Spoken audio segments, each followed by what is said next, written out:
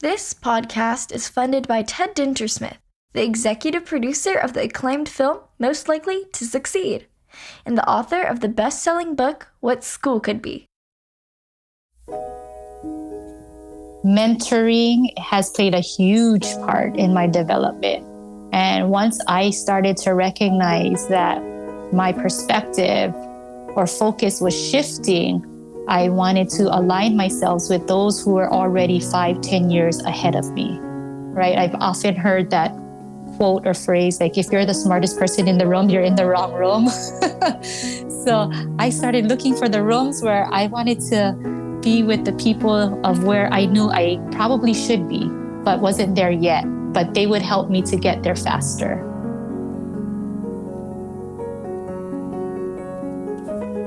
This is Josh Rapoon, and you are listening to the What School Could Be podcast. Before we start the show, please consider this an open invitation to join the ever-growing What School Could Be global online community.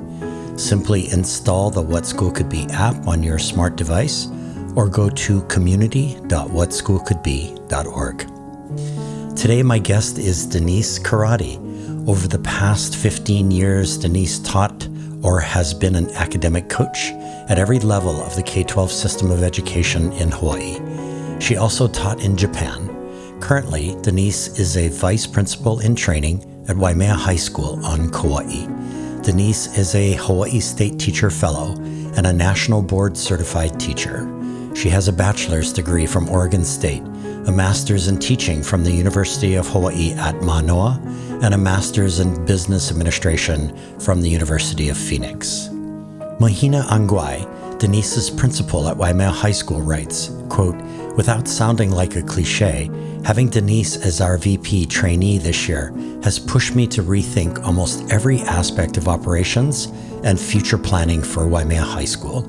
She comes with a wealth of experience and contacts outside of high school and the Hawaii Department of Education, and she's very thoughtfully, very professionally led me on a journey of growth and exploration. It's kind of funny because I thought it was supposed to be the other way around. An excellent writer, Denise has helped to craft several large grants for our school that will be instrumental in continuing to move our school towards being more grounded in serving our community through place-based and problem-based teaching and learning. Everything that I've thrown at her, she's managed to repurpose towards this end. Everything that I've dragged her to so she can learn from or add to her toolbox, she's managed to turn into a learning experience for me and our staff," unquote. Principal Angwai went on to call Denise a game changer, which is a pretty epic compliment. And now, here's my conversation with Denise Karratti.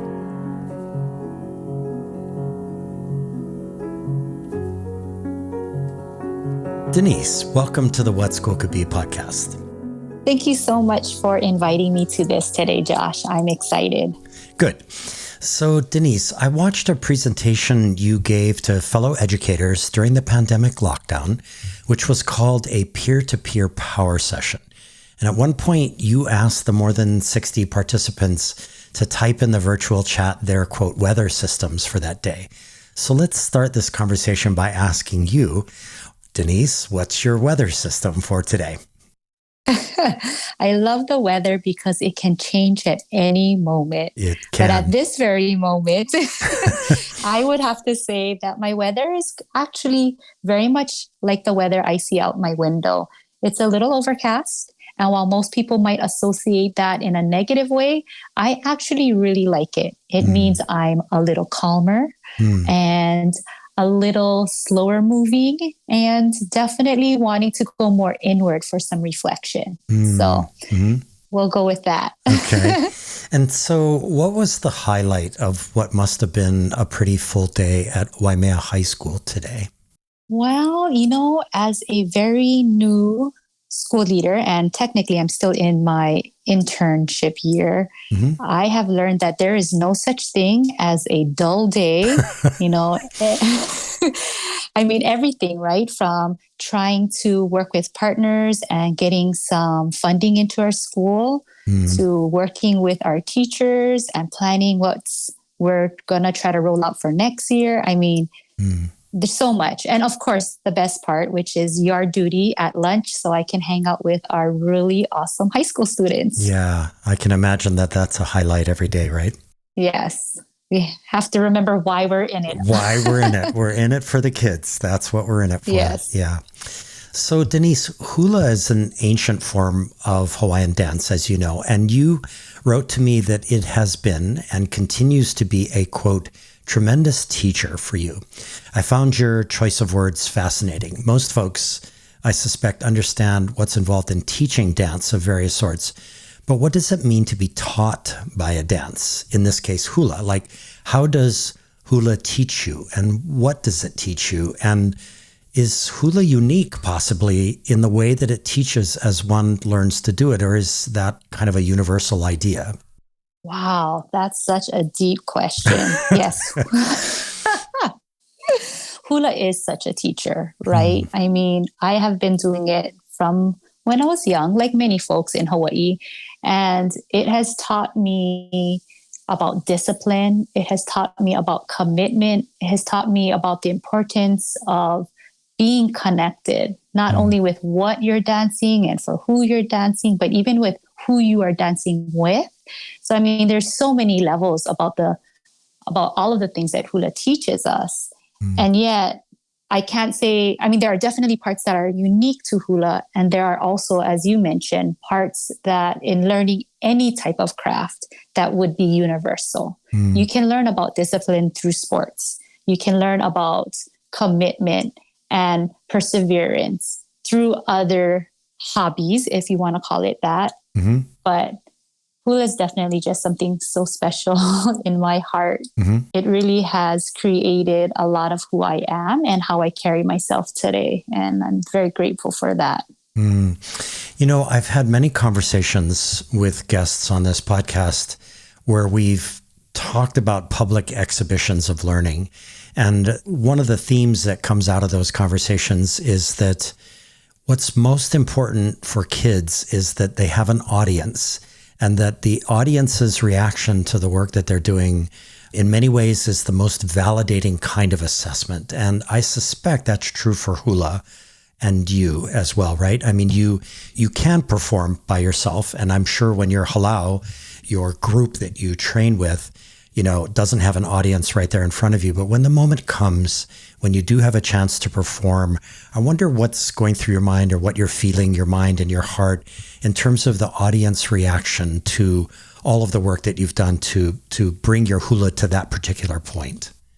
I think, you know, when you talk about the actual performance with an audience, it is different from a practice in that you now have this extra dimension of connection, right? You've been preparing and rehearsing for all of this, but the connection that you make with the audience in that moment, you know, it's something so special.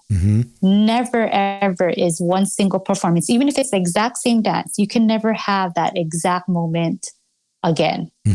It's the energy that you bring, and yet it's also the energy that the audience brings. And there's this interaction.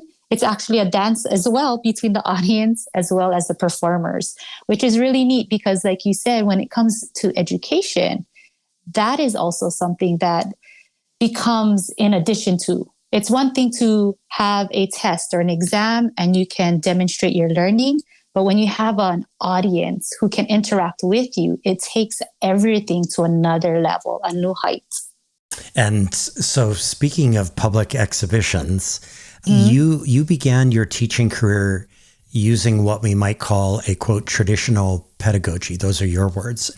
But after seeing the now 7-year-old documentary, Most Likely to Succeed, your teaching underwent a shift, and you actually called it a radical practical shift. And you noted the film, which, by the way, for those listeners who haven't seen it, is very much about a public exhibition of learning that's captured on film, gave you permission, in a sense, to make the shift. So what happened in that time period? What changes, Denise, were you going through? And how did thinkers you have studied like John Dewey or, Yung Zhao challenge you along the way as you went into that radical practical shift? Well, being a learner is definitely one of my strengths. And that's probably a big part of why I went into teaching. So when I first started out with teaching, of course, I love the content and I just want to share that passion with my students.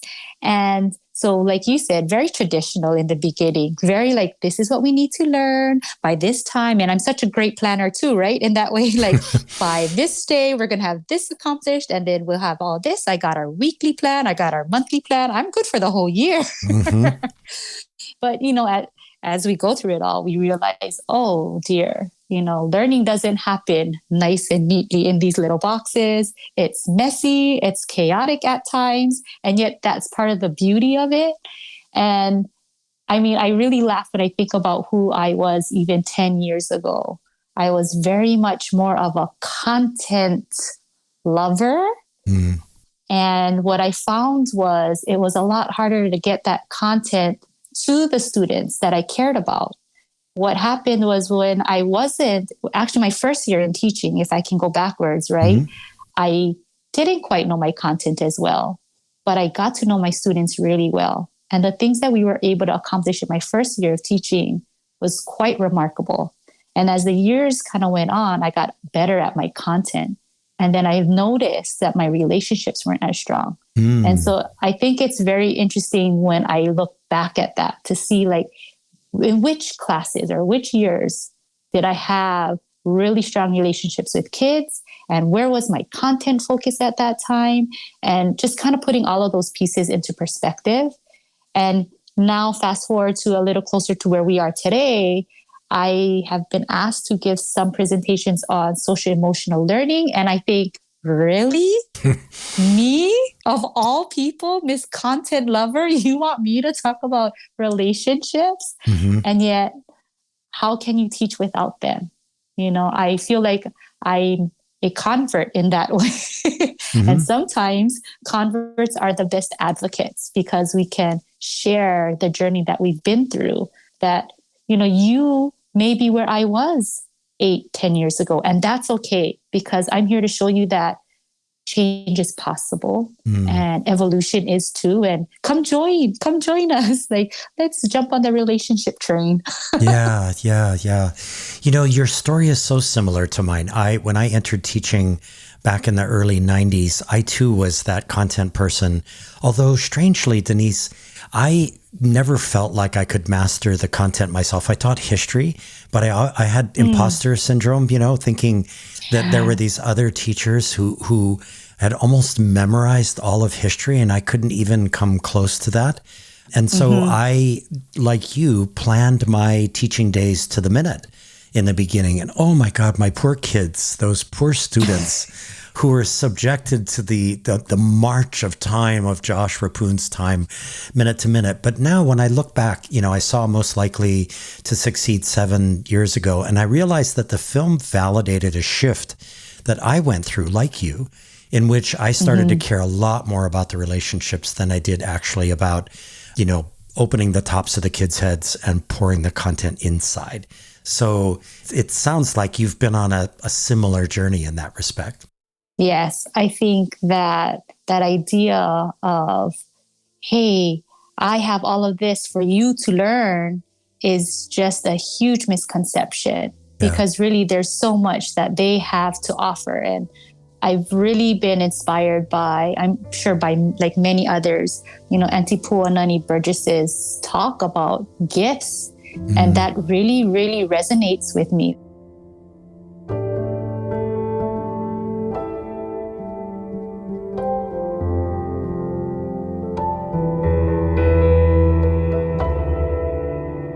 I look at every student, every child, and I think, what's your gift? And being really intentional about trying not to let my passion for the content ever override trying to help you discover and develop and then share your gifts. Right. And I think that's where my shift has happened, right?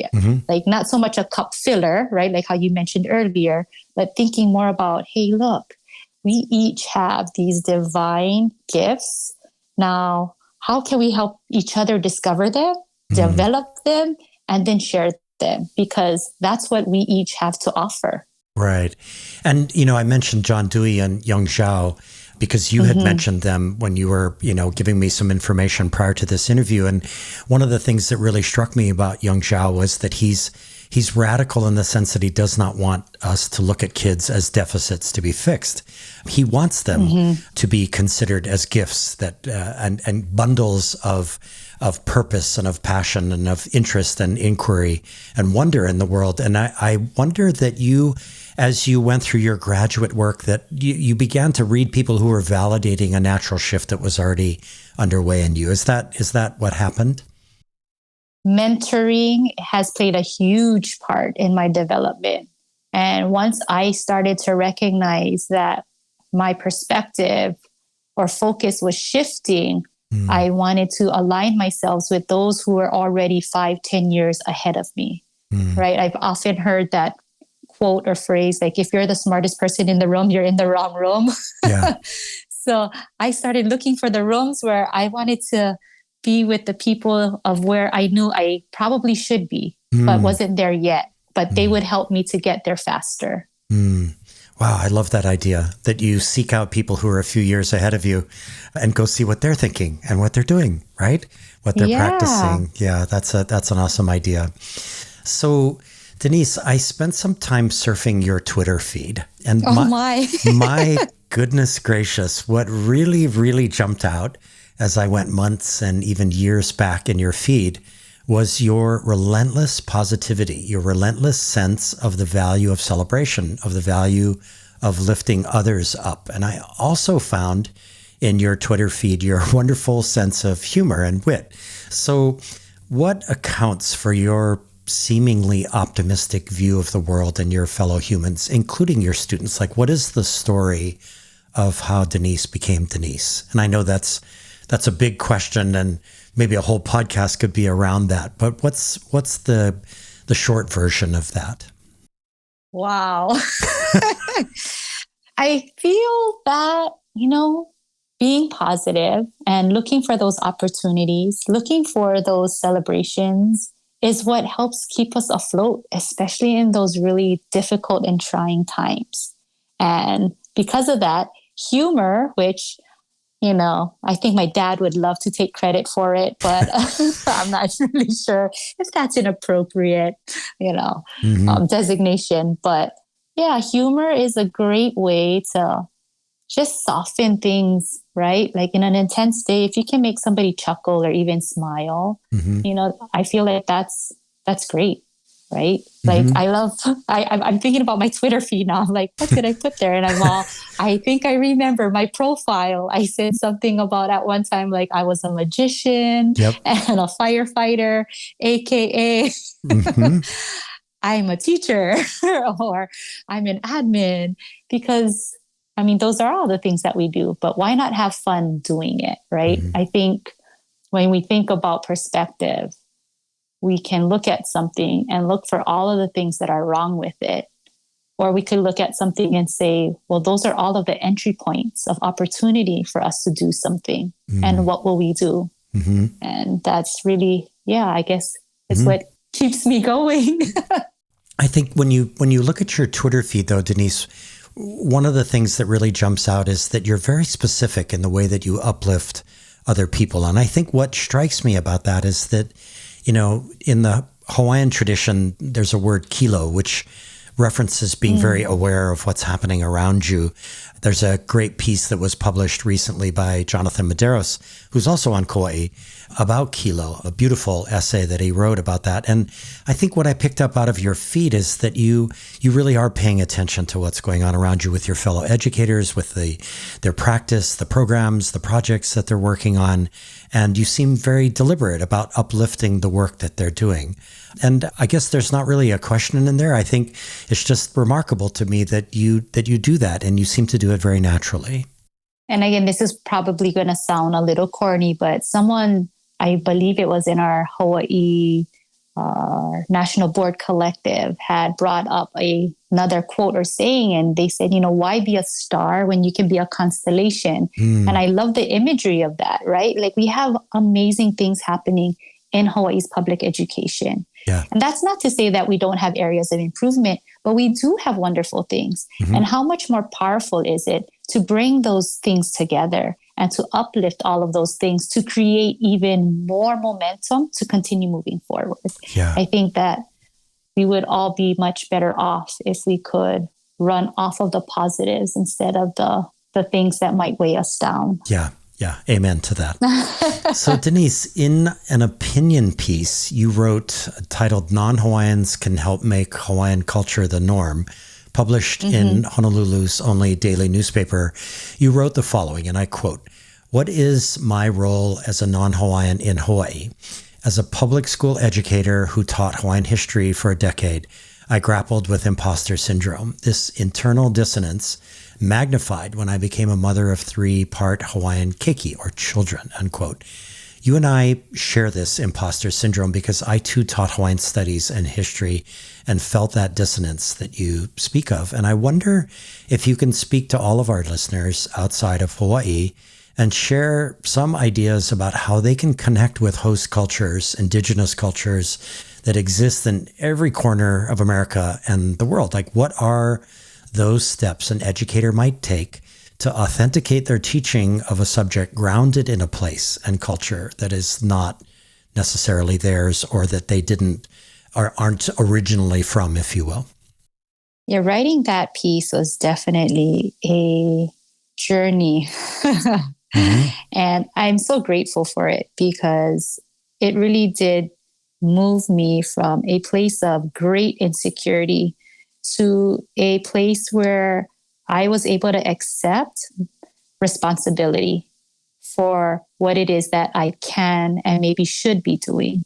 So I hope that through that piece, folks who are not Native Hawaiian could still feel included and very much important as part of the, I don't want to say solution because I don't want to make it sound like we're trying to solve a problem, but that we all have significant roles to play.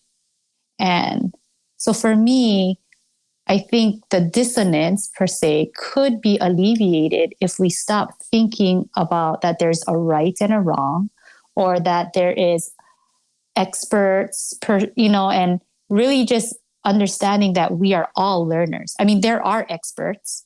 And yet, if you talk to an expert, they will tell you, if they're truly an expert, they will tell you that they are not an expert.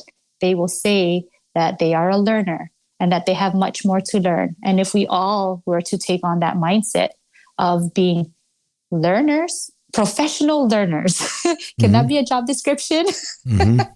Yeah. But with that mindset that we are all on this journey of trying to learn more, trying to be better connected, then whether or not you are of that culture and where you live, you still have a place and a kuleana or responsibility to do your part, whatever that may be. Yeah.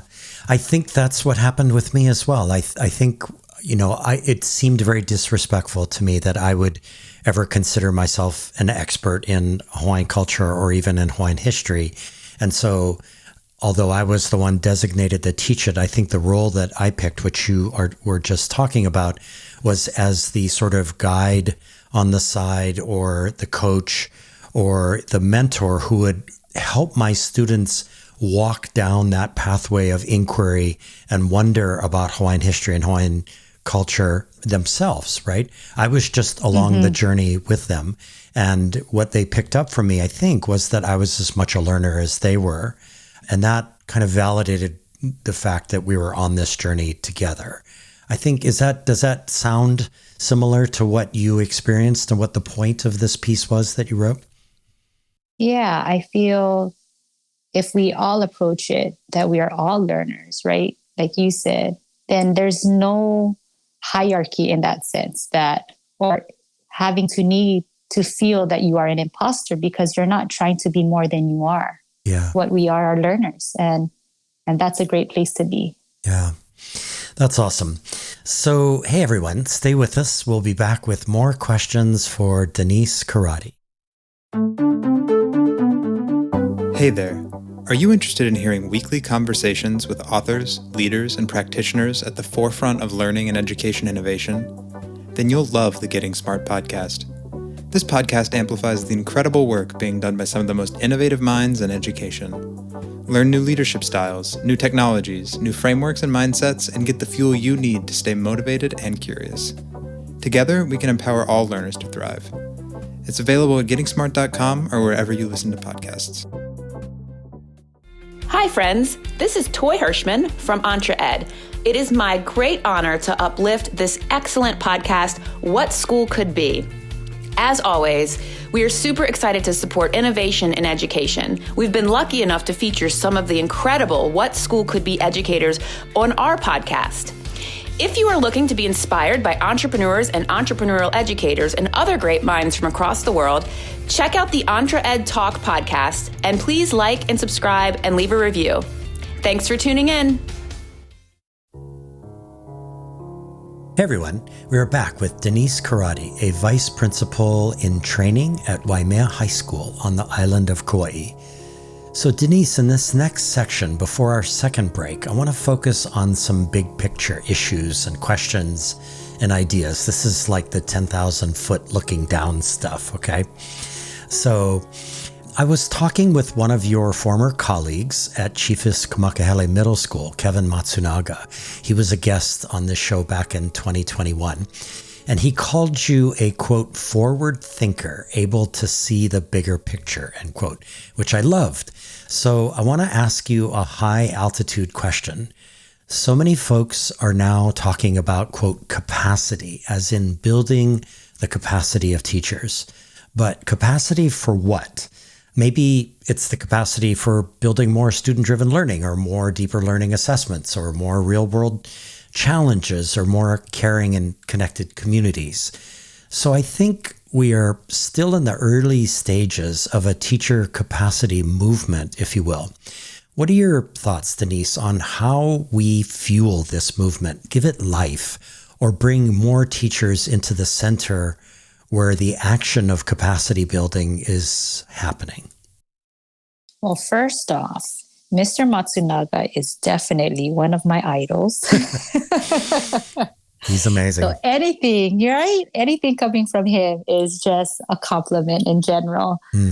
As far as capacity building, I think about what we discussed a little earlier today. Education is at a wonderful place in that we are shifting. We are shifting from this idea that the role of a teacher is to fill these empty vessels. And once we move away from that, though, we're talking about an entire system that needs to rethink about its role and its behaviors. And so when we are talking about building teacher capacity, it's how do we empower our teachers to be able to do those things that we need them to do so that we can empower our students. And I think one of the phrases I sometimes will refer to is how do we champion our teachers so that they can champion our students, right? Because at the end of the day, that is the reason why we're doing the work that we do. So how do we build the capacity of those who need to champion our students? And how do we do that? Well, a lot of it does start, and it's going to sound so corny, but a lot of it starts with the connection, right? Our relationships. If we're asking teachers to fundamentally change perhaps the way they view their role in a classroom, that's a big step, and it's scary, and it has levels of vulnerability. And if you don't feel safe enough or supported enough to be able to make those shifts, then those shifts won't happen, right? We talk a lot about with students, high expectations, high support. Well, the same goes with adults. If we have these high expectations, then we have to provide that high support. We have to model it for them as well. We have to coach them along the way so that they can see and feel for themselves the difference and also experience the wonderful benefits of the shift, so that then they're now internally motivated, for a lack of a better word, but they are now invested in this idea because they have felt it for themselves, how meaningful the shift is. Mm-hmm. And so you talked about teachers, shifting their role to being champion of the kids. It sounds like what you're proposing here that would, the idea that would give fuel to the teacher capacity movement is that teachers really have to be champions of each other. Yes, this is not work that can be done alone. Or I shouldn't say it can't be done alone. It can be done alone for a very short time, though. Yeah. If you're talking about sustainability and if you're talking about a long-term systems-wide type of thing, it does take cooperation and collaboration because that support is needed. All of those connections are needed among all of those involved because that's what's going to elevate the practice. Mm-hmm. And are there any specific examples or an example that you could give me of how that's actually unfolding at Waimea High School, where you are now in administration? An example of where your community is doing something that really moves that idea of teachers supporting and being champions of each other and developing relationships with each other, and by extension, then modeling all of that for the kids that they're actually teaching, right? I think I would say what we've been able to do this year with what we've called our HA days. So in the Department of Education for Hawaii, we have a framework which we refer to as HA. HA is the Hawaiian concept that has to do with breath. And what they did was they broke down the acronym of breath to represent belonging, responsibility, excellence, aloha, total well-being, and Hawaii. And so anyhow, this framework, we have created these HA days, which are now going to occur quarterly at our school, as we saw an opportunity to use this as a vehicle to bring both teachers and students together. And so initially it was something that was spearheaded, I think, a lot more with the leadership and just trying to get some of the coordination out so that teachers themselves could just experience it and be present, to feel what it's like to be in these types of conditions where you are able to connect. Like I said, I think that's a really big word for me right now, is this idea of connection. And once the teachers and students had this HA day experience, it became its own catalyst. Now students were asking, how can we have more of these? Can we have a student-led one? Could we put one together? And that was fabulous. And even teachers were saying, this is a really great idea, maybe for our next one. And they were starting to contribute their suggestions, which again, it had to start somewhere though. Right. And I always think about how sometimes in our effort to include many voices, we forget that we don't know what we don't know. It's easy to ask someone, hey, what would you like? But they can't tell you what they like if they haven't necessarily seen or experienced anything. They could tell you maybe some ideas, but it may not even be what they would have envisioned for themselves. It's just they haven't had that experience yet. And then therefore, as school leadership, we have that opportunity to look around, see what is out there, what are others doing, or to just think outside of the box, try something and see what happens with it. So that's great. I was actually going to ask you about HA a little bit later, but I'm going to move it up in the queue here and ask you. Okay. I want to actually talk about the concept of an advisory period during school. So a previous guest on this podcast, Chris Baum in California, he's the founder of the Millennium School and the Argonaut School, wrote the following in a blog, which we both read, and I'll quote, "Here is advisory as it is now in the average U.S. middle or high school. A loosely supervised classroom where students are talking, working on homework, maybe receiving some administrative announcements from the teacher. To many, it feels like wasted time, though maybe a welcome break. Advisory as it could be? Now that's a whole nother story. And to me, one of the most promising ones in education," end quote. So you're working on a project that links advisory with the idea of na ho'opena ao, or HA. So for our listeners who are not familiar with HA, I think you've already explained what it is. So what is this project that you're working on that kind of brings the principles and the culture of HA into the concept of advisory? So I'm a huge proponent of streamlining and coordinated efforts. And our school already has time designated for advisory. It's 30 minutes every other day. And like you said, it previously looked a little bit more like somewhat of a study hall, somewhat of an announcements time, which, just meant what an opportunity. Right. We have a chance to make this time so much more meaningful.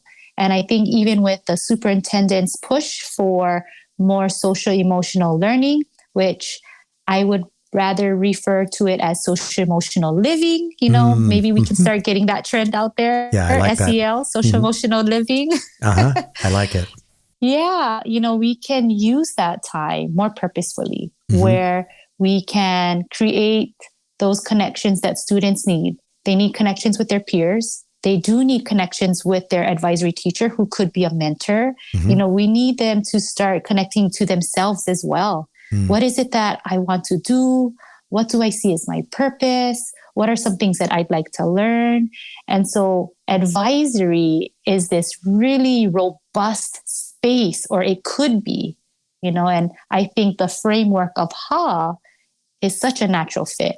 And again, if we're talking about streamlining and coordinated efforts, I know that many schools often struggle with trying to implement HA because they feel it's, one more thing on our plate.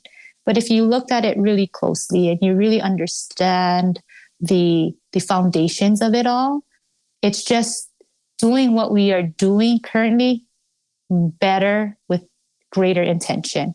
I mean, how can you argue with a sense of belonging? Yeah. Every child deserves a sense of belonging. Yeah. How can you argue with responsibility and excellence, especially in school? That's unfathomable. Yeah. Right? So integrating it with frameworks that already exist is very powerful.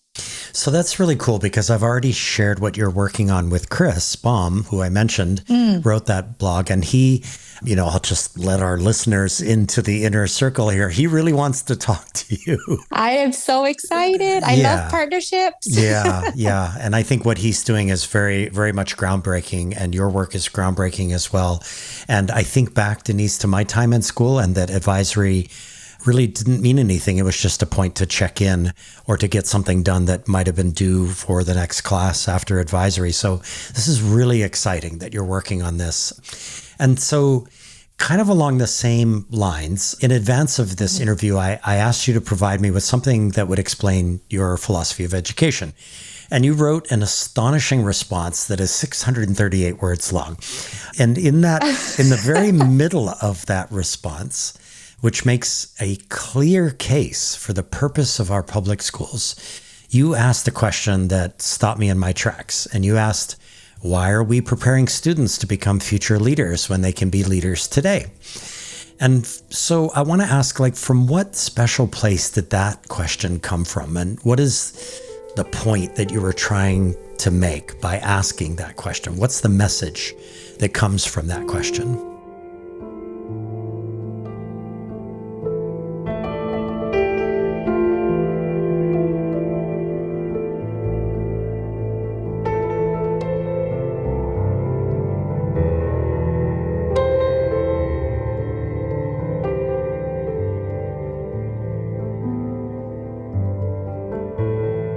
I just had this conversation the other day with a counselor, and he was expressing how a student came in and said, I'm so glad you're trying to help me to make my future better. And that's great and all, but I need you right now. I need help now.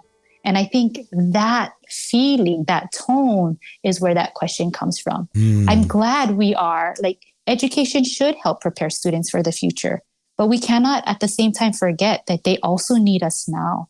And why can't they be leaders now? Right. They are so creative. They are so innovative. And they have a lot of time on their hands where they could totally build solutions that maybe adults haven't thought of or don't have time for. I think And if you want to talk about meaningful learning, well, what's more meaningful than being on a mission to solve a problem that is something that's very personal to you? So I think it's that idea of, someone illustrated it to me, right? It's two parts. Like one, like we're trying to keep out the dark, right? And also we're trying to build the lighthouse at the same time. Or another illustration, this idea of parallel circuits. Yes, we need to do this, but we should also be doing this at the same time because both are needed. And I think sometimes we focus a little bit too much on just the future. Oh, this is going to be important for you when you get older. Well, when you're 14, 15, 16, I don't know how much you're really thinking about the future. We would like them to, but even biologically, their brain is not developed to think that much further ahead. Right. They also want to know, why is this important to me now? And so as educators, I think it's really important that we manage that tension of now and in the future. And both can nourish each other. Yeah. You know, there's a great scene, Denise, in Most Likely to Succeed where Mark Aguirre, who's a humanities teacher, and the scene revolves around him getting his kids set up to do Socratic seminar, which is a real novelty to them. And he says at one point, you know, how can we ask kids to be decision makers when we never ask them to make decisions in school? And I think you're asking the same question. If we want our kids to be leaders, like, why would we wait until the end of schooling for them to actually go out and be leaders? Why aren't we asking them to be leaders even at a very young age so they begin to experience it? It seems like that's your line of thinking here, right? Yes. And again, funny, right? We just had a professional development session with our teachers, and one of the folks that we are working with, he was talking about the difference between just in case and just in time instruction. Yeah. Right? There's a lot of instruction that we happen to teach our students just in case you need this in the future, just in case, versus just in time. Now, when it's important and it's relevant to the student, very meaningful to them, this is when they're really going to pick it up and absorb it and take it in and do something and grapple with it. Yeah. So Denise, one more 10,000 foot question before we go to our second break. And it's kind of along the same lines. I want to ask you about transitions, the kind kids go through in our current K-12 system of education. You've taught at every level of school, high school in Japan, kindergarten in Hawaii, then elementary, then grade 6 math in middle school, then an academic coach at the middle school level, and now you're at the high school level again as a VP in training. So there's a line of thinking out there that argues our kids face 3 major transitions during their schooling. And the argument goes, along the way, the learning becomes increasingly an individual endeavor, the child competing for a grade or a score, or after having lost touch with the joy of being a child steeped in wonder. And I know I'm painting with a broad brush here, but what are your insights now that you've got this experience as an educator? What are your insights about the progression of schooling, what we gain, what we lose? And please feel free to wave your magic wand as part of your imagining about what learning could be in the context of this kind of march that kids go through in our K-12 system. So I was talking with a cohort that I belong to, and we were just having this discussion of kind of what you said, some of the benefits, what's gained and what's lost when we specialize, right? In elementary, you have this very well-rounded education where things are already connected and seen as part of a whole. And then as you move into secondary, we try to separate these things so that we can, quote unquote, become more expert in these content areas. And unfortunately, sometimes too, though, in that separation, I shouldn't say sometimes, many times, most times, in that separation, while we are trying to create expertise, we've also created disconnection. And therefore, the relevance becomes something that may not be as clear. And so there is that tension of give and take of how much do we separate them. I think it's very fascinating that now that I'm at a high school level, we are having conversations about interdisciplinary units. In other words, we're trying to get our English department and our social studies departments to be able to coordinate lessons and come out with a humanities unit. And I think, wow. So in other words, we're trying to go back to what elementary was more like, where the things we were reading in science complemented the things that we were, there wasn't such silos in the learning. Things were a lot more connected. And so I'm not really sure where I want to go with this. I think it's just, there is a cost when we over separate to the point where it's unrecognizable. Yeah. And if I can compare it to anything, it's almost like Frankenstein, right? Like you have all of these pieces and they're so separated now. We're trying to bring them back together. And then what we look at is almost unrecognizable. Like, wait, what? Yeah. How do those things go together? Instead of maybe not separating them so far apart in the first place. Yeah. Yeah, I think maybe one way to look at it, I mean, you talked about costs, but maybe the other way to look at it in economic terms is opportunity cost. And that what we don't do, what we're choosing not to do, what we have chosen not to do over the years, over the decades, even over 100 years, there is an opportunity cost to that. And I think, my personal opinion is the more educators get together and think about what those opportunity costs are and then maybe act on them, then we really start to make progress and we start to build capacity like you and I were talking about earlier, So that's great. So Denise, before we go to break, I've not done this before, but I'm going to do it here. I'm not actually going to ask a question, but I'm going to do something that I call reading into the record. So, if you're in court or if you're in a legislative body, people read things into the record so that they make sure that it's there. And I'm going to read something into the record here that you wrote that I think was actually quite remarkable. So almost a year ago, in April of 2021, when we all thought COVID might be ending, you wrote an internal article of sorts for the Hawaii Public Schools website. And I'm going to read a short paragraph into the record for our listeners and for all time. So, quote, "A mix of emotions ripple throughout our campuses. Students squeal in excitement upon seeing their friends. Some are overwhelmingly shy and retreat to corners as it's been a long time since they've been surrounded by anyone other than their families, or it's a new campus, or their friends are in another cohort. Many are tired as they adjust their circadian rhythms and bedtimes. Most are grateful for the opportunity to interact with their teachers and receive immediate feedback," end quote.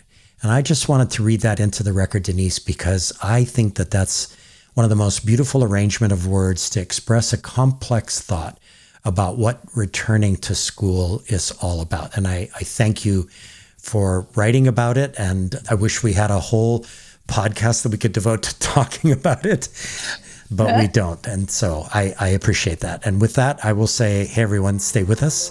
We'll be back with more questions for Denise Karratti. This is Guy Kawasaki. If you want to learn how to be a remarkable person, please check out my podcast, Remarkable People. I interview people like Roy Yamaguchi, Margaret Atwood, Jane Goodall, Stephen Wolfram, Steven Pinker, Ariana Huffington, and Steve Wozniak. The point of the podcast is to help you become a little bit more remarkable. To learn more, go to remarkablepeople.com. Thank you.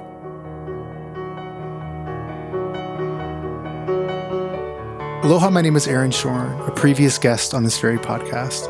I am also now head of growth and community at Hawaii's own Unruler. Unruler is a collaborative mobile and web platform that accelerates innovation, grows culture and community, and celebrates learning. Learners post multimedia, tag their learning, and through comments are able to work together asynchronously. Each post is a moment of learning that forms the foundation of a joyous learning journey. We can be found at unrulr.com. Mahalo.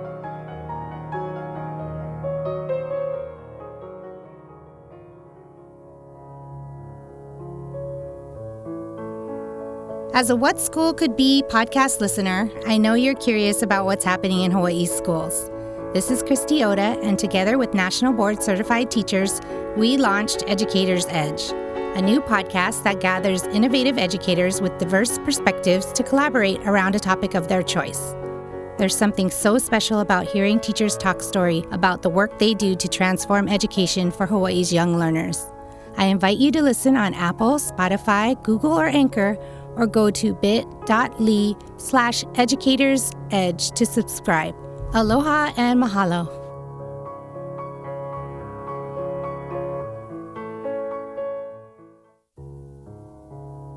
Hey everyone, we are back with Denise Karratti, a former educator at the Chiefus Kamakahele Middle School and now a vice principal intern at the Waimea High School on the island of Kauai. And before we continue the conversation, listener friends, please take a minute to give us a rating and review in your podcast app. It really helps this series gain a wider audience. So Denise, you are one of a group of handpicked educators who are part of the Hawaii State Teacher Fellows program. So I'm going to go out on a limb here and suggest that you fellows are into some wild and crazy stuff. You do things I think are not typical for a professional learning community. So what are some of the highlights for you? Activities you've worked to organize with your fellows over the 2 pandemic years that represent out-of-the-box thinking around professional development, learning, and networking? And how have your fellows incorporated a fun factor into the process of becoming professionals and leaders? Well, if I can just say, being a part of the Hawaii State Fellows is really it's been such an honor to be surrounded by so many inspired educators and to see the work that they're doing, whether it is figuring out how to do band online and concerts, and then coordinating things like a writing retreat, which I wish I could have attended, but I was double booked. But I do have to say, I had to make a choice whether to continue with the fellowship or to go into administration. And since Hawaii State Teacher Fellows is for teachers, they still claim me and I will claim them too. Good for them. But I was only able to stay with the fellowship up until I officially became a vice principal intern. But that being said, I think aside from the writings that they encouraged us to do, which we have spoken about 2 of them already in this podcast, one of the really great things I had an opportunity to participate in was this Hawaii Kids Can. It was just really neat to be able to speak with students and to hear their voices about what they wanted to see in schools. And they actually inspired me to pilot what became Pu'eo Pals. And that was, again, kind of going back to your talk a little earlier about transitions. It was an initiative to connect our middle school, because I was at the middle school at the time, and our feeder elementary schools. And so, again, it was still during the COVID time where we had to do a lot of things through the screen, not in person. But we managed to pair up classes, 7th grade classes with 5th grade classes, and do, I guess, in a way, like virtual pen pals, sort of, except because it's virtual, we could give the students our incoming, who would become incoming 6th graders, right? We could give them a school tour. They were able to do a question and answer session and just really start creating those relationships even before the students stepped on campus. And I think that was just amazing that idea came from students saying, transitions are hard. Like, what can we do about it? Like, I feel like when I go to school, I don't know anyone. And this idea popped up about, let's try this. Let's see what happens. And I'm excited that it's actually expanding. I believe one of my colleagues is taking, because we only did a few classes, but taking the entire 5th grade class now at one of our large feeder schools and pairing up with the 7th graders this year. So very fun. Yeah, I think, when I was working through my preparation for today, what really jumped out at me was the way that the fellows responded to the pandemic. I know this happened across the country, so it was very encouraging to me. But on the one hand, on the other hand, there was just a lot of retreating into the lockdown. But what seemed to happen with the fellows, and I think this was happening across the state with public, private, and charter educators, is that they just said, hiki no, can do. There's all kinds of things that we can do in this particular situation. And they went ahead and did them. Everything that you can imagine is in that list, including professional development, but activities, a virtual watch party with popcorn. Oh my God, Yes, I was just going to say, like, you reminded me that we did a watch party, which again, just like you said, being innovative in a difficult time, recognizing the technology that we now had access to and thinking about, all right, how do we expand the ripples? How do we get more folks involved or at least aware of things like the film More Likely to Succeed? Yeah. Let's have a watch party on YouTube. I was like, okay, let's do it, and it was just so much fun to be around people. That's the silver lining of the pandemic, is that people realized there were opportunities and they really went after them. And I found that very inspiring as I was putting this together. So listen, a couple more things to talk about. WhatSchoolCouldBe.org released a handbook of sorts titled The Field Guide on How Not to Return to Normal. And you noted to me that you have been staring at this guide and its companion learning through interest cards for weeks now, still thinking about who to share it with and when and how. So more generally speaking, Denise, what do you think is behind, and I realize this is kind of back to those 10,000 foot level questions, but what is behind this surge of educators and education leaders who seem to be crying out that we not return to normal in education right at the same time that the general public seems to want educators to do exactly that, to return to normal? And so I'm just wondering what you think about what's happening in this particular moment. I think what comes to mind is that there is a difference between normal and stability. And I think what people are wanting is stability and familiarity. And that's not equivalent to normal. And so if we take that perspective, we can say, yes, let's not go back to normal, because the normal pre-COVID wasn't that great. If we're going to talk about it in terms of public education, like I said, there are good things happening, but there's so much room for improvement also at the same time. And so for us to say, hey, we're going to go back to pre-COVID, that's very backwards in thinking, right? I can't think of a better metaphor other than like, who goes back to a candle if you have a working flashlight? Like, we just wouldn't do that, right? And so again, it's just, I think, discerning that there's a difference. People want something that's stable, something that's familiar. There's been a lot of change happening in a short amount of time, and that can be overwhelming. And yet, of course, for someone like me, I'm like, there's been a lot of change that has happened in a short amount of time.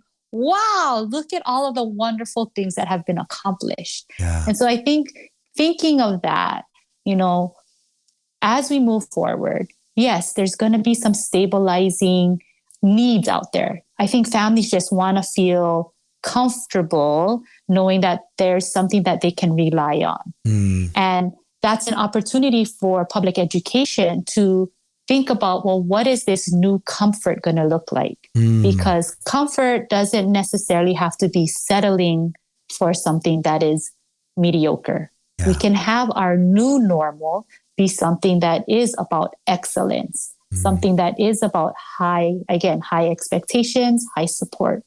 And so that's kind of where my mind goes when you talk about going back to normal. It's really, they're not wanting normal as much as they want something that's stable and familiar. And then, not to talk too much, but if we're going to talk about making changes, I think that's a huge, huge part of making changes is if you can tether it to something that's familiar, it will probably receive a lot less resistance because at least there is something there that people can recognize and you tweak from there. So your advisory project seems like a perfect case study of that because you really are potentially shifting the culture of advisory, which many families and parents, they've understood that idea for a long time. They became, over the years, very comfortable with, oh, that's where you check in, get administrative announcements, and maybe, finish up your homework or something. But when you make a cultural shift and you get them to be comfortable with that idea, then they become advocates for that idea and you move forward together, right? That seems to be what you're talking about there. Yeah. I was very fortunate. I took this improvement science course, and it's just been such a game changer for me and how I think about how we can move forward as school leaders, as a system. Just if we really envision everything that we do as iterations, right? Yeah. Then we don't have to worry about these big sweeping changes. It's about making the tweaks, just continuously tweaking. And then when you say that, it's not so intimidating anymore. Right. So speaking of improvement science, so something your principal, Mahina Angwai, said to me prompts me to take a walk, a real walk on the wild side, Denise. I'm sorry. I got to do this. And I'm going to propose a hypothetical. So let's imagine that Waimea High School decides to designate itself as a demonstration school, open to anyone or any group who wants to go on a learning walk on your campus. And even better, your school decides to build an open source website that will be filled with resources and demonstrations of what school could be that anyone can have or use or retool or repurpose. So in effect, Waimea High School becomes a living, breathing laboratory of what school could be. The question I wanted to ask you was, what's already happening at your school that might be the object of a learning walk? But you've already explained, for example, the HA protocol and the HA days and the HA advisory.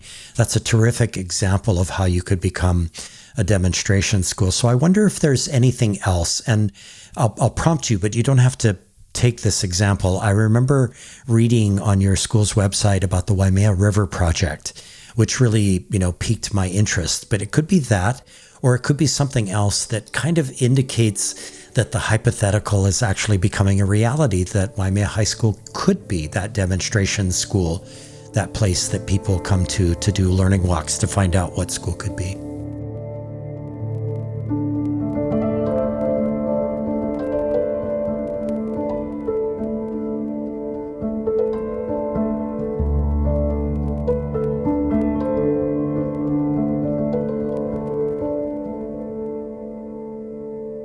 I'm so grateful you asked this question. This is where I get really excited.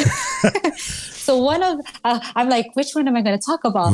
One of the things we do have is, our Hawaiian language class is actually occurring off campus at a nearby lo'i, at a nearby farm.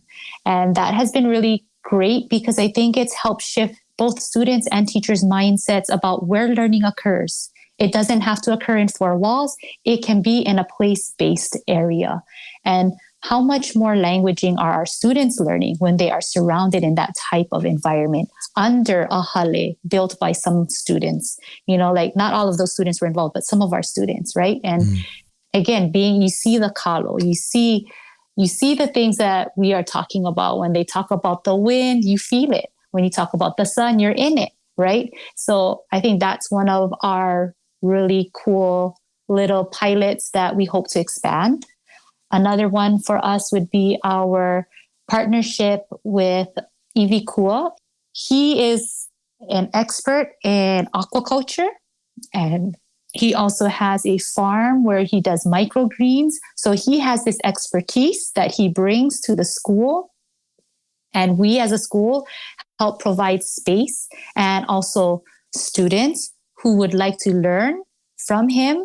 And so it's this very interesting school business partnership. And I think in those types of ways, we are reimagining even how schools operate within its community.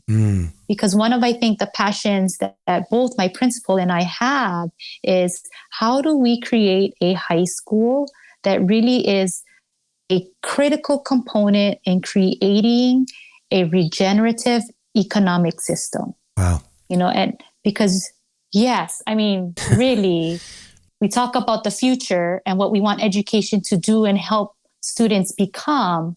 Schools are also part of the community. And so how are we helping that much larger picture? We have had such an extractive economy, especially in Hawaii, whether it was sugarcane or pineapples, there was things that were being taken and we did make money. And we see, though, that has a shelf life. So how can we help be a part of that solution of a regenerative economy where our students are thinking in ways of we care for the land cares for us, and it continues to nurture each other so that we have sustainability for years to come, generations to come. Wow, I can already imagine the day, Denise, when the What School Could Be podcast, maybe a year or two from now, could come to Waimea, and we do a live broadcast and we find out all the things that you folks are doing over there that would represent being a demonstration to the rest of the state, public, private, and charter. I love those ideas, and I love the fact that oftentimes the way these ideas spread is through just simple peer-to-peer contact. That when one teacher chooses to go somewhere else and meet with a group of other teachers and they talk story and they share these kinds of ideas, then sparks happen.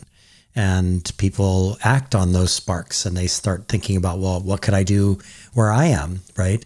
And that's actually really cool. So let's agree to do that. We'll make a trip over to Kauai and bring the podcast there. And we'll do it together. All right. I'm making sure that I'm writing it down. Committed. What School Could Be podcast is coming. It is. 2024. And, I've done a number of episodes with educators on Kauai, and it's just remarkable. I did not see this coming when I started this podcast, that the island of Kauai and Hawaii has actually got some really remarkable things happening. And that's been a wonderful process to pursue. And part of the reason why I keep going from one educator to another is that one of them will tell me about somebody else. And then I start doing the work on that. And I'm like, wow, that's amazing. What's happening over there? Yeah. So that's very cool. So Denise, we're here at the end, and I just have one more question for you. So you shared with me that colleagues of yours, Pono Shim, Miki Tomita, Heijung Tano, Kristen Brummel, Christy Oda, Noelani Arista, and Sandy Camelli are the giants upon whose shoulders you stand. And I want to focus on one of these individuals, Kristen Brummel. For listeners everywhere who do not know her, who is she? And what has she brought to your life, your work, your educator practice?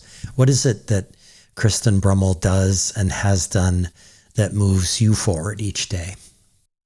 Well, maybe this is the imposter syndrome kicking in. I wouldn't call them my colleagues. I would so refer to them as my mentors because they really have been just that. Mm-hmm. For Kristen, she's been just this tremendous, positive, forward-thinking influencer in the Department of Education.